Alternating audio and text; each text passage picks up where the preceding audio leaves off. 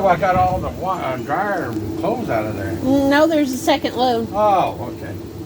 There was a second load there. Yep.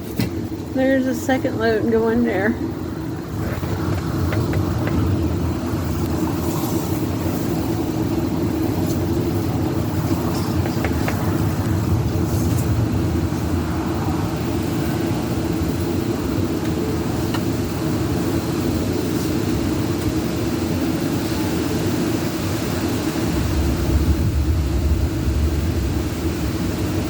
Well, it don't look like I need to go cut grass tomorrow. It's going to be wet over there.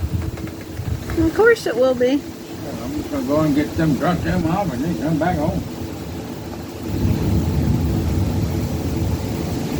Oh, geez. No matter where it is. Mm-hmm.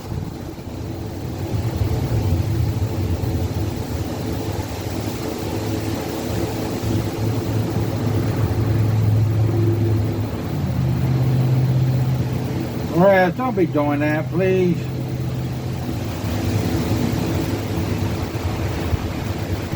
Get off of that grass.